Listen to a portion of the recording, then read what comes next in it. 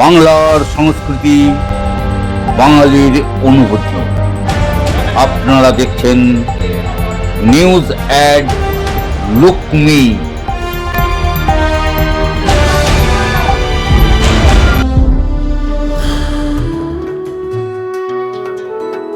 নমস্কার, news at লুকমির আজকের প্রতিবেদন নাটুকে জীবন।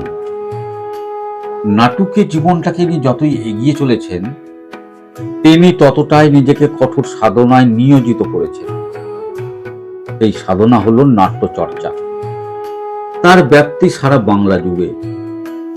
যার সম্বন্ধে এইসব কথাগুলো বলছি, তিনি হলেন পান্ডুয়া চক্রবাক নাট্যপীঠের স্রষ্টা দেবকুমার বন্দ্যোপাধ্যায়। তিনি শিল্প সংস্কৃতিকে এখনো এতটাই ভালোবাসেন যে তার বয়স বাড়লেও তার বার্ধক্য নেই, একাকিত্ব নেই। তাই মৃত্যুর উপত্যকায় দাঁড়িয়েও থিয়েটারের স্বার্থে তার এই কর্মকাণ্ড আগামী প্রজন্মকে নবদিগন্তের দিশা দেখাবে, এটা বলাই বাহুল্য। তাই হয়তো দিন ফুরায়, রাত ফুরায়, কিন্তু প্রতিভা ফুরায় না। প্রবহমান বাংলা থিয়েটারের বেশ খানিক অংশ উঠে এলো দেবকুমার বন্দ্যোপাধ্যায়ের সঙ্গে এক আলাপচারিতায়। একান্তে তার সঙ্গে কথা বললেন নিউজ অ্যাট লুকমির প্রতিনিধি সাম্য বাঁক। নিউজ অ্যাট লুকমির পক্ষ থেকে আপনাদের সকলকে স্বাগত জানাচ্ছি। আজ 19শে জানুয়ারি 2025 রবিবার। আজ আমরা রয়েছি হুগলি জেলার পান্ডুয়া স্টেশন সংলগ্ন একটি বাগানে। আর এই মুহূর্তে আজকে আমাদের সঙ্গে রয়েছেন এমন একজন ব্যক্তিত্ব, তিনি হুগলি জেলা তথা পান্ডুয়া অঞ্চলের একজন প্রখ্যাত নাট্য ব্যক্তিত্ব, প্রাক্তন শিক্ষক শ্রদ্ধেয় দেব বন্দ্যোপাধ্যায়। আমরা সরাসরি চলে যাব আজকে শ্রদ্ধেয় দেব বন্দ্যোপাধ্যায়ের কাছে। তার দীর্ঘদিনের নাট্য জীবন, থিয়েটার জীবন এবং তার শিক্ষকতা জীবন, এই নিয়ে তার কাছে চলে যাব আমরা বিভিন্ন প্রশ্ন নিয়ে। সরাসরি চলে যাই আজকের অতিথি শ্রদ্ধেয় দেব বন্দ্যোপাধ্যায়ের কাছাকাছি। আপনাকে নিউজ অ্যাট লুকমির পক্ষ থেকে স্বাগত জানাচ্ছি। আমরা এই মুহূর্তে আপনার কাছে এসেছি, আমরা অত্যন্ত ভাগ্যবান যে আপনার মতন একজন বর্ষিয়ান নাট্য ব্যক্তিত্ব এবং প্রাক্তন শিক্ষক, আপনি দীর্ঘদিন ধরে এই পান্ডুয়া এলাকা এবং এতদ অঞ্চলে থিয়েটার চর্চা করছেন, তার সঙ্গে সঙ্গে অন্যান্য কাজকর্ম করছেন।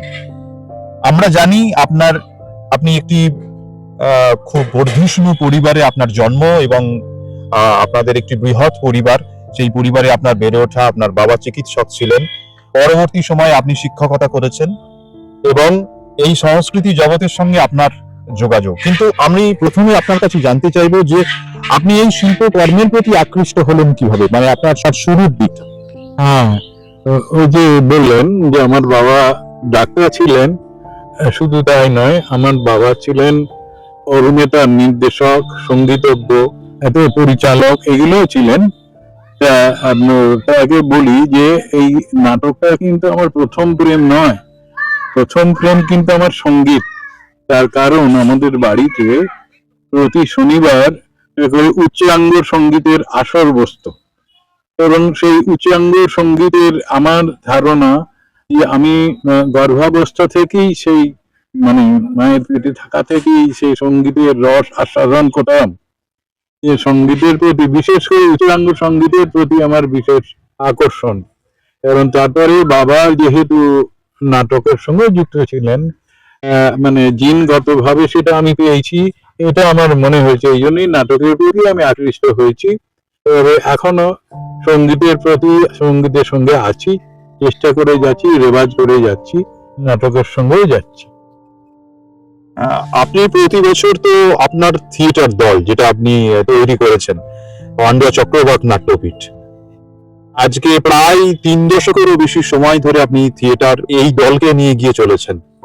আপনার এই দল তৈরির ইতিহাসটা যদি আমরা একটু শুনতে চাই, মানে আপনি কিভাবে একটা থিয়েটার দলকে তৈরি করার ভাবনা চিন্তা আপনার মাথায় এলো এবং আপনি ফাইনালি আপনার ছাত্রছাত্রীদের তাদেরকে এর মধ্যে সংযুক্ত করলেন, এর পরিপ্রেক্ষিতটা কি যদি একটু বলেন। হ্যাঁ, প্রেক্ষিতটা হলো, যেহেতু জিনের মধ্যে অভিনয়ের ব্যাপারটা, যে কোনো সংস্কৃতির ব্যাপারটা আছে, তো সেই হিসাবে থেমে তো থাকতে পারি না, মনের ক্ষুধাটা মিটতো না। তার ফলে আগে প্রথমে আমার শুরু তো আমার গ্রাম কিরকুন্ডি, একটা সংস্কৃতির গ্রাম। আমার অভিনয় শুরু ওখানে 10 বছর বয়স থেকে। তা সেখানে তো বছরে দুবারও না, একবারই নাটক হতো। তো তারপর পাশাপাশি দেখে গ্রুপ থিয়েটারের ব্যাপারগুলো দেখে আমার মনে হতো যে গ্রুপ থিয়েটারের মাধ্যমে না থাকলে অভিনয় চর্চাটা কন্টিনিউয়াস হবে না। সেই জন্যই আমি এখানে লোকাল বিভিন্ন দলে গ্রুপ থিয়েটারে আমি যাই। কিন্তু আমার দুর্ভাগ্য এইটা যে দলটা তৈরি হলো, আমি গেলাম, কিন্তু তারপরে তখনকার যারা অভিনেতা বা পরিচয়তা নিজের মধ্যে ঝগড়া করে নাটকের দলটা আর চললো না। এইভাবে অনেকগুলো দলের মধ্যে কাজ করলাম, তারপরে দেখলাম যে না, নিজে নাট্যদল না করলে কিন্তু এটা হবে। সেই হিসাবে আমি বিভিন্ন নাট্যদল থেকে ডিমেরিট গুলো আমি সঞ্চয় করেছি, সেইটা পুঁজি করেই আমি নতুন নাট্যদল করেছি। এবং নাট্যদল করার মূলে আমার প্রথম আমার যে সহযোগী যারা আমার ছাত্ররা, আমার যে কর্মস্থল মহানাদ হাই স্কুল আর হায়ার সেকেন্ডারি স্কুল, সেখানকার সিলভার জুবিলি অনুষ্ঠানে এক্স স্টুডেন্টদের একটা নাটক করা, সেটা পরিচালনার আমি দায়িত্ব নিই, নববাদ নাটক। তখন দেখলাম সেই নাটকে সাকসেসফুল, এবং দেখা গেল যে আমার মনে হলো যে এইদেরকে নিয়ে একটা নাট্যদল করা যায়। এরা ডেডিকেটেড, বেশিরভাগ ছেলে ডেডিকেটেড। সেই আমার নাট্যদল করা শুরু 1989। আর আমাদের নাট্যদল পান্ডু চক্রবর্তী নাট্যবিদ এবার সামনে 21শে ফেব্রুয়ারিতে 34 পেরিয়ে 37-এ পড়বে। এতদিন ধরেই কন্টিনিউয়াস চলছে, এর মধ্যে কোনো ব্রেক নেই। অনেক ছেলে মেয়ে এসেছে, আবার চলেও গেছে, আবার নতুন করে এসেছে, এখনো পাচ্ছি। এটাই আর কি। আপনার থিয়েটার দলের পিছনের গল্পটা আমরা শুনলাম। আপনাকে যদি জিজ্ঞাসা করি যে আপনার নাট্য চর্চা শুরু, সেই অর্থে নিশ্চয়ই গুরু আপনার কেউ ছিল। আপনার নাট্যগুরু হিসেবে আপনি কার নাম অথবা কাদের নাম স্মরণ করতে চাইবেন? হ্যাঁ, নাট্যগুরু হিসেবে প্রথম বলি, শশীভূষণ স্কুলের শিক্ষক আমাদের গ্রামেরই শ্রী শিব সুন্দর পাল মহাশয়। তা তিনি আমার প্রথম অভিনয় কুশধ্বজ নাটকে, একটা স্ত্রী ভূমিকা বর্জিত পৌরাণিক নাটক, সেখানে উনি আমাকে কুশধ্বজের ভূমিকায় অভিনয় করিয়েছিলেন। তিনি আমার প্রথম গুরু। এবং তারপরে আমার বাবা। তবে বাবা নির্দেশক ছিলেন বলে সেইভাবে আমি রোল পেতাম না। যাই হোক, বাবার কাছ থেকেও পেয়েছি জিনগত ভাবে বা বাই প্র্যাকটিসও বটে। এবং তারপরে আমার গুরু এই মাখালদি নিবাসী শ্রী বিশ্বনাথ ঘোষ মশাই, যেটা মেনলি ওনার কাছ থেকে যাত্রা অভিনয়ের পাঠটাই পেয়েছি। এবং সর্বশেষ গুরু নাট্য এবং চলচ্চিত্রে ইতালীয় বৃত্তিপ্রাপ্ত স্বর্গীয় শ্রী সুবন্ত চট্টোপাধ্যায়, ওনার কাছে আমি দীর্ঘ 15 বছর অভিনয়ের তালিম নিয়েছি। এই আমার গুরুদের কথা। আপনার থিয়েটার দল পান্ডুয়া চক্রবর্তী নাট্যপীঠ শুধু থিয়েটার চর্চা করে এমনটা নয়, আপনারা থিয়েটারের পাশাপাশি বিভিন্ন সামাজিক কাজকর্মের সঙ্গে নিজেদেরকে যুক্ত রেখেছেন, এটা আমরা শুনেছি। এই আপনার থিয়েটার দলের কিছু কাজ যদি বলেন, থিয়েটার চর্চার পাশাপাশি আপনারা আর কি কি কাজের সঙ্গে নিজেদেরকে যুক্ত রেখেছেন? হ্যাঁ, যুক্ত রাখতে হচ্ছে এই কারণে, দেখুন একটা ব্যাপার এখনো পর্যন্ত, যে একটা ছেলেদের কথাই বলি আগে, যে থিয়েটার করে এর বোধহয় চরিত্রটা ঠিক নেই, মেয়েদের কথা হলে তো আরো ব্যাপার। তো সেই জন্যে অন্তত আমরা একটা কিছু করি যে এখানে লোকেরা, মানুষরা বুঝুক যে এরা শুধু নাটকই করে না, এটা সবসময় মানুষের পাশে দাঁড়ায়। সেই হিসেবে প্রতি বছর এখন আমরা রক্তদান শিবির করি। প্রয়োজনে মানুষকে এমনি সরাসরি রক্তদান করার ক্যান্ডিডেট পাঠিয়ে দিই। তারপরে চক্ষু আই ডোনেশন, আই ক্যাম্প করি। তার থেকে যারা বিনা পয়সা তাদের ক্যাটারাক্ট অপারেশন করা হয়। তারপরে চক্ষু দান একটা সপ্তাহ করা হয়েছিল, তাতে অনেক মানুষকে ইনভলভ করেছি মৃত্যুর পর। অলরেডি আমরা মানে আমার বাবার সমেত প্রায় 6 জনের ব্যক্তির আমরা মরণোত্তর চক্ষু দান করতে পেরেছি, চক্ষু আই ব্যাংকে আর কি। আচ্ছা, এছাড়া অতিরিক্ত কাজ বলতে আমার বাড়িতেই আবৃত্তির শেখানো হয়, নৃত্য নাচ শেখানো হয়, ছবি আঁকা শেখানো হয়। এগুলো মানে এক্সট্রা কারিকুলার অ্যাক্টিভিটি হিসেবেই চলছে আর কি। মানে থিয়েটারের জন্য যা প্রয়োজন হয় একজন শিল্পী তৈরি করতে গেলে বা একজন নাট্যকর্মী তৈরি হতে গেলে তার সব উইং গুলো নিয়েই আপনারা কাজকর্ম করছেন। আপনাকে যদি আমি জিজ্ঞাসা করি যে আপনি একাধারে যেমন নাটক রচনা করেন, নাটকের নির্দেশনার কাজ করেন, আবার অভিনয় করেন, কিন্তু এই তিনটেকে যদি আপনাকে আমি বাছতে বলি যে আপনি কোনটাকে আপনি বেশি আকৃষ্ট বোধ করেন, মানে কোন জায়গাকে নিজেকে সব থেকে বেশি ফিটেস্ট বলে মনে হয় আপনার? হ্যাঁ, শুরুটা তো অভিনেতা হিসাবে, হ্যাঁ সেই হিসাবে পরিচালনা প্রথম সাহস করতে পারিনি। এবং পরে যখন গ্রামের মধ্যে এমন একটা পরিস্থিতি হলো যে পরিচালনা করতে হবে, আর কেউ নেই, হ্যাঁ তখন আমি শুরু করি। সেটা আমি পরিচালনা শুরু করি আমার 40 বছর বয়সেতে, এবং তার কয়েক বছর বাদে আমি নাট্য তখন থেকেই পরিচালনা। কিন্তু আমার প্রথম মানে ভালো লাগার ব্যাপার কিন্তু অভিনয়টা। হ্যাঁ, পরিচালনা করতে গেলে মানে অনেক কিছু হয়তো দম লাগে, অনেক কিছু করে। সেই হিসাবে পরিচালনাটা তেমন লাগে না বলবো না, ভালোই লাগে। তবে তার থেকে অভিনয় করতে এখনো আমার অভিনয় করতে ভালো লাগে, এখনো অভিনয় করতে পারি। আপনার এই বয়সে এসে অভিনয়ের প্রতি যে ভালোবাসা, সেটা নিশ্চয়ই এই প্রজন্মের যারা অভিনয় করছেন তারা নিশ্চয়ই আকৃষ্ট হবেন এবং উৎসাহিত বোধ করবেন যে এই বয়সী একজন অভিনেতা, তিনি এখনো মঞ্চে এতখানি সফল। আমরা এটা জানি যে আপনি এই বয়সে এখনো পশ্চিমবঙ্গের বিভিন্ন জেলাতে গিয়ে এই প্রচন্ড ঠান্ডার মধ্যে, বিশেষ করে শীতকালে যখন নাটকগুলো বেশি, নাট্য মেলাগুলো অনুষ্ঠিত হয়, তখন আপনি বিভিন্ন মঞ্চে অভিনয় করে বেড়াচ্ছেন। এই ব্যাপারটা আপনাকে কতখানি আনন্দ দেয়? আপনি যখন দলের ছেলেদের সঙ্গে বিভিন্ন মঞ্চে গিয়ে পশ্চিমবঙ্গে এবং পশ্চিমবঙ্গের বাইরেও আপনার থিয়েটার দল যায়, আমরা জানি, এটাকে আপনি কেমন ভাবে উপভোগ করেন?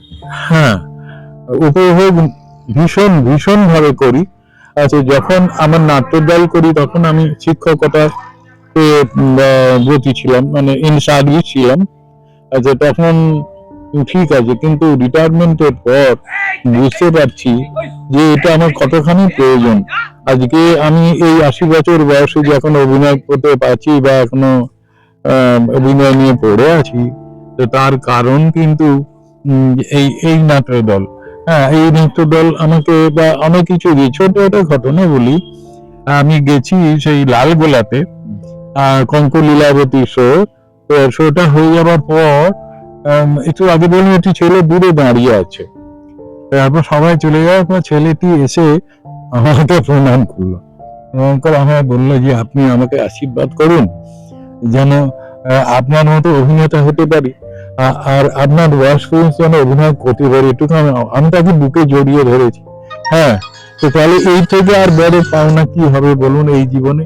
আর কিছু মাইরা পেলাম, এইরকম পাওয়া কজন ব্যাপার, এইটাই তো পাওনা।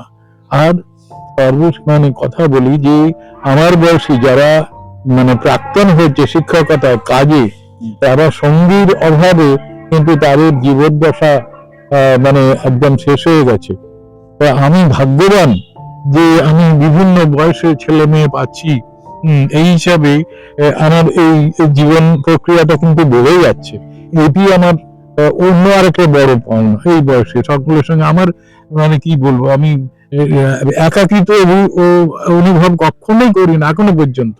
তারাই আমার বন্ধু, হ্যাঁ তারাই আমার ফিলোজফার, তারাই আমার ফ্রেন্ড। এর থেকে বড় পাওনা কিছু হতে পারে না। আপনার থিয়েটার দল তো বিভিন্ন জায়গায়, আপনি আপনার দলকে নিয়ে যান, নাটক পরিবেশন করেন। পশ্চিমবঙ্গ থেকে আপনি বিভিন্ন জায়গা থেকে পুরস্কৃতও হয়েছেন। তো পশ্চিমবঙ্গে এখন বর্তমানে থিয়েটার নিয়ে যে চর্চা চলছে, এক্ষেত্রে পশ্চিমবঙ্গ সরকারের উৎসাহ এবং উদ্দীপনায় পশ্চিমবঙ্গ নাট্য মেলা বা থিয়েটার চর্চা কেন্দ্র বা মিনারভারি রেপার্টরি থিয়েটার, এইগুলো সম্বন্ধে থিয়েটারকে নিয়ে যে কাজ করার চেষ্টা হচ্ছে, এর সঙ্গে আপনি কতটা সম্পৃক্ত হতে পেরেছেন বা আপনার দল কতটা সম্পৃক্ত হতে পেরেছে? মানে আমি জানতে চাইছি যে আপনারা কেন্দ্রীয় এবং রাজ্য সরকারের পক্ষ থেকে থিয়েটার সংক্রান্ত কি সুযোগ সুবিধা পাচ্ছেন? হ্যাঁ, থিয়েটার সংক্রান্ত সুযোগ সুবিধা আমি পাচ্ছি, তা না হলে হয়তো মানে দল চালানোটা স্মুথ হতো না, স্মুথলি চালাতে পারছি। রাজ্য সরকার এবং কেন্দ্রীয় সরকার দুটো থেকেই আমরা অনুদান পাই, সহযোগিতা পাই, এবং বিভিন্ন নাট্যমেলাতেও আমরা সুযোগ পাই, বিনোদিনী নাট্যমেলা বা পশ্চিমবঙ্গ নাট্য একাডেমির নাট্যমেলা।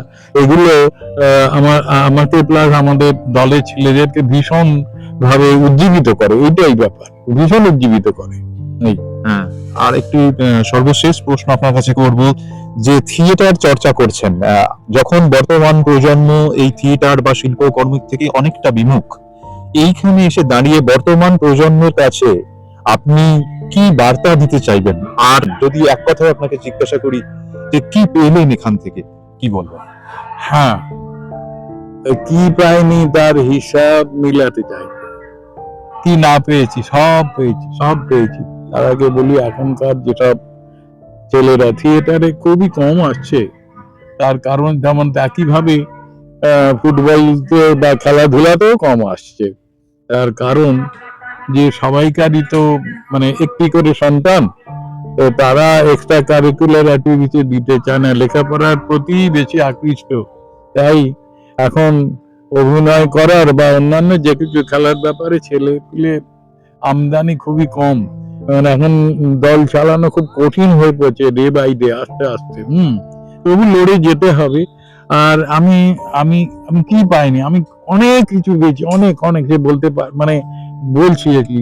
কত মানুষের সঙ্গে পরিচয়, হ্যাঁ, কত মানুষ, কত বুদ্ধপ্রসাদ সেনগুপ্ত, সত্য বন্দ্যোপাধ্যায়, স্বাতীলেখা সেনগুপ্ত, সুমন্ত চট্টোপাধ্যায় আমার গুরু তো আছেন, এর মাঝে বিজু ভাওয়াল, এদের সান্নিধ্যে আমি এসেছি। সেটা অনেক বেশি পাওনা, এখানে না থাকলে সেই তাদের সঙ্গে আমি তার সান্নিধ্য পেতাম না। এটা এর থেকে বড় পাওনা কি হবে বলুন? আচ্ছা, ধন্যবাদ আপনাকে, অনেক অনেক ধন্যবাদ। আপনাদের মূল্যবান সময় আমাদের সঙ্গে দিলেন আপনি।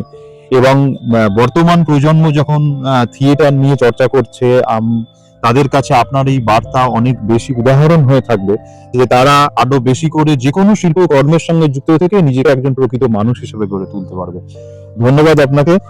আমাদের সঙ্গে এতক্ষণ তার মূল্যবান বক্তব্য আমাদের সঙ্গে ভাগ করে নিলেন পান্ডুয়া তথা হুগলি জেলার একজন নাট্য ব্যক্তিত্ব, প্রাক্তন শিক্ষক শ্রদ্ধেয় দেব বন্দ্যোপাধ্যায়। আমরা নিউজ অ্যাট লুকমির পক্ষ থেকে তাকে অসংখ্য ধন্যবাদ জানাই। News at look me, Mahanad, Hooghly.